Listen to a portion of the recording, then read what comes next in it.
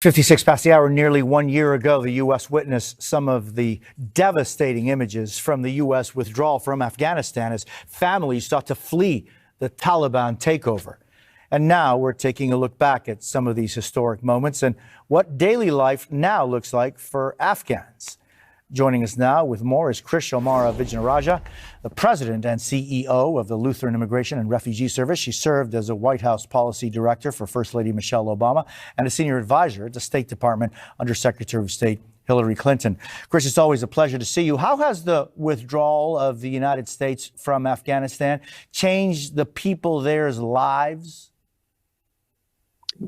Well, I think it's changed their lives in multiple ways. I think the 1 year mark represents a moment for us to celebrate the Herculean effort and the success of Operation Allies Welcome, which allowed for us to evacuate and resettle 80,000 Afghans into American communities. But it also marks a somber reality that this mission is far from over. For those evacuated to the U.S., they still face a tenuous legal limbo, and that's why we need to pass the Afghan Adjustment Act for them.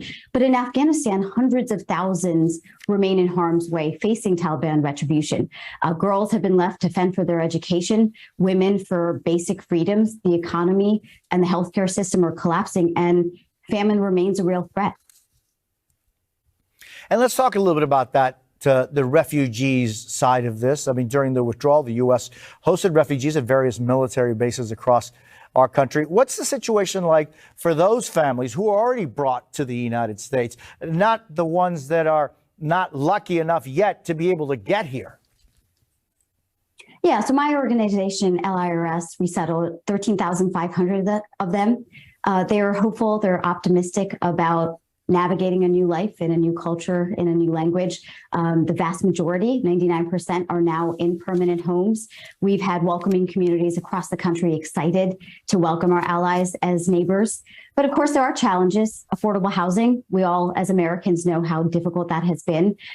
Finding jobs, it's actually a win-win because obviously U.S. employers are looking for resilient, driven employees, and that's what we have found in Afghans. And then finally, mental health. Obviously, so many of them have close family that is still in Afghanistan. And so obviously that affects the anguish and anxiety they still feel. What a tragedy is happening in Afghanistan day in and day out. Krish, how can we all help? Well, I think part of what we need to recognize is that though the military withdrew, our mission is far from over. Hundreds of thousands of allies still are in Afghanistan. And frankly, the Taliban have taken Putin's invasion of Ukraine as distracting the West, and so they ramp up their efforts of retribution. We need to continue to tell our political leaders that we need to pass the Afghan Adjustment Act.